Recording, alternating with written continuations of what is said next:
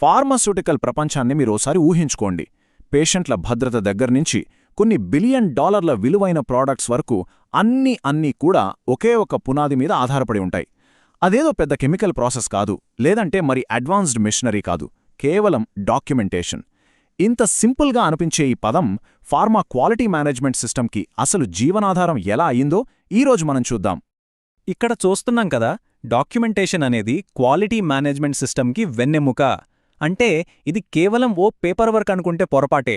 ఇది అసలా సిస్టమ్కే వెన్నెముక లాంటిది. ఇది లేకపోతే ఎంత పెద్ద, ఎంత అడ్వాన్స్డ్ మ్యానుఫ్యాక్చరింగ్ ప్రాసెస్ అయినా సరే కుప్ప కూలిపోతుంది. ఎందుకంటే మనం చేసే ప్రతి పనికి, తీసుకునే ప్రతి నిర్ణయానికి, వచ్చే ప్రతి రిజల్ట్కి ఇదే సాక్ష్యమన్నమాట. సరే, ఈరోజు మనం ఏం చూడబోతున్నామంటే, ముందుగా క్వాలిటీకి ఈ డాక్యుమెంటేషన్ ఎలా వెన్నెముకలా నిలుస్తుందో చూద్దాం. ఆ తర్వాత దీంట్లో ఎవరూ ఉల్లంఘించలేని ఒక రూలుంది, దాని గురించి మాట్లాడుకుందాం. తర్వాత ఇది అసలేం చేస్తుందో, దీనివల్ల వచ్చే ప్రయోజనాలేంటో తెలుసుకుంటాం. అలాగే సాధారణంగా చేసే తప్పులేంటి, ఇంకా చివరిగా ఇదంతా ఎందుకో అంతిమ రుజువుగా నిలుస్తుందో చూద్దాం. సరే, మరి మన మొదటి అంశంతో మొదలుపెడదాం. నాణ్యతకు వెన్నెముక. డాక్యుమెంటేషన్ అంటే జస్ట్ ఇన్ఫర్మేషన్ స్టోర్ చేయడం మాత్రమే కాదు. అసలు విషయమేంటంటే అది ఒక వ్యక్తి దగ్గర ఉన్న నాలెడ్జ్ని మొత్తం కంపెనీ నాలెడ్జ్గా ఎలా మారుస్తోందో ఇక్కడ చూద్దాం. ఇక్కడే ఉంది అసలు పవరంతా. ఒక కంపెనీలో చాలా స్కిల్లున్న సైంటిస్ట్ ఉన్నాడనుకుందాం. ఆయనకొక ప్రాసెస్ ఎలా చేయాలో బాగా తెలుసు, అంతా ఓకే. కానీ ఒకవేళ ఆయన సెలవు మీద వెళ్తే, లేదా ఉద్యోగం మానేస్తే అప్పుడు పరిస్థితి ఏంటి? ఇక్కడే డాక్యుమెంటేషన్ రంగంలోకొస్తుంది. అది ఆ వ్యక్తిగత నాలెడ్జ్ని మొత్తం కంపెనీ ఆస్తిగా మార్చేస్తుంది. అంటే ఆ జ్ఞానం అందరికీ అందుబాటులో ఉంటుంది. ఎవరైనా అదే పనిని మళ్లీ చేయగలరు. ఎవరిమీదో ఒకరిమీద ఆధారపడాల్సిన అవసరం ఉండదు. రైట్. ఇప్పుడు ఫార్మా ప్రపంచంలో చాలా ముఖ్యమైన, ఎవ్వరూ బ్రేక్ చేయలేని ఒక రూల్ గురించి చూద్దాం. ఈ ఒక్క ప్రిన్సిపలే ప్రతి ఆడిట్ను, ప్రతి ప్రాసెస్ను, ప్రతి రికార్డును నడిపిస్తుంది. ఈ వాక్యం బాగా గుర్తుపెట్టుకోండి. ఏదైనా రాసి లేకపోతే అది జరగనట్టే. ఇదేదో సామెత కాదు, ఇది ఆడిటర్లకి ఒక మంత్రం లాంటిది. మనం ఒక పనిని 100 సార్లు కరెక్ట్గా చేసి ఉండొచ్చు, కానీ ఒక్కసారి కూడా దాన్ని రికార్డ్ చేయలేదనుకోండి, ఆడిటర్ దృష్టిలో ఆ పని ఎప్పుడు జరగనట్టే. ఇక్కడ మాటలకి గాని, జ్ఞాపకాలకి గాని అస్సలు విలువే లేదు. కేవలం రాసి ఉన్న ఆధారాలు మాత్రమే లెక్కలోకొస్తాయి. ఈ రూల్ వల్ల వచ్చే ఇంపాక్ట్ చాలా పెద్దది.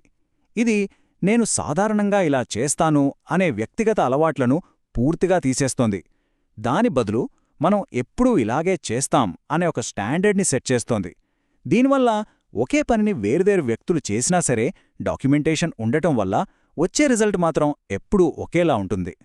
ఓకే, ఇప్పుడుదాకా డాక్యుమెంటేషన్ ఎందుకు ముఖ్యమో చూశాం కదా. ఇప్పుడు ఇది ప్రాక్టికల్గా ఎలా పనిచేస్తుందో చూద్దాం.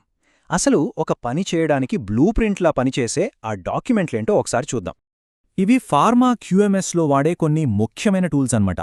ఉదాహరణకి ఎస్ఓపీలు అంటే స్టాండర్డ్ ఆపరేటింగ్ ప్రొసీజర్స్.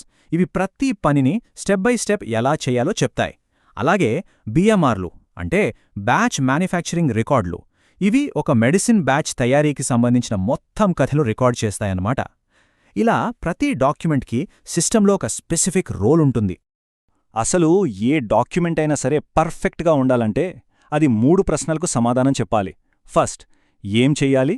సెకండ్, దాన్ని ఎలా చెయ్యాలి? ఇక మూడోది, అన్నింటికన్నా ముఖ్యమైనది, ఆ పని చేశామని రుజువు ఎలా చూపించాలి?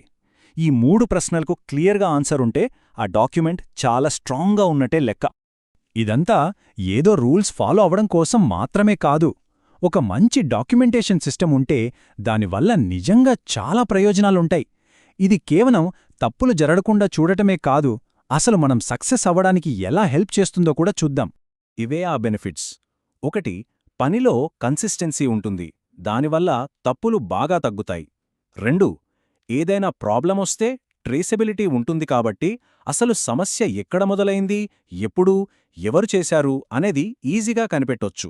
ఇక మూడోది, ఆడిట్స్ అప్పుడు చాలా కాన్ఫిడెంట్గా ఉండొచ్చు, ఎందుకంటే వాళ్ళడిగే ప్రతి ప్రశ్నకు మన దగ్గర రికార్డుల్లో సమాధానం ఉంటుంది. సరే, ఇప్పుడు కాయిన్కి రెండో వైపు చూద్దాం. అంతా బాగుంది, కానీ కొన్ని కామన్ మిస్టేక్స్ వల్ల చాలా స్ట్రాంగ్ క్వాలిటీ సిస్టమ్ కూడా వీక్ అయిపోతుంది. ఇంతకీ ఆ తప్పులేంటి? ఈ చిన్న పొరపాట్లే పెద్ద పెద్ద సమస్యలకు ఎలా దారితీస్తాయో ఇప్పుడు చూద్దాం. చూడ్డానికి ఈ తప్పులు చాలా చిన్నవిగా అనిపించొచ్చు.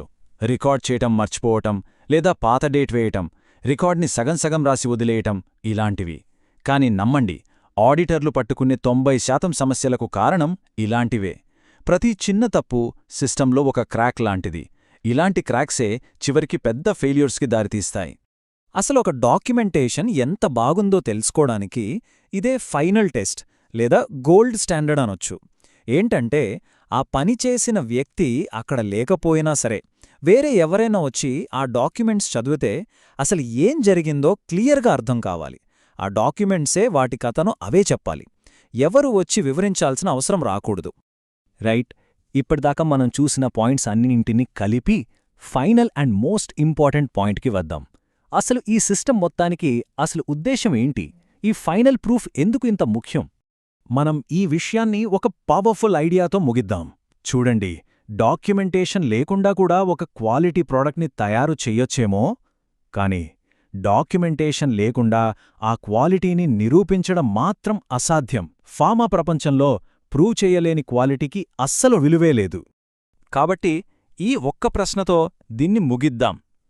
మన న్యాయ్యత కేవలం తయారు చేయబడిందా, లేకపోతే నిరూపించబడిందా? ఆ ఒక్క సమాధానంలోనే అంతా ఆధారపడి ఉంటుంది.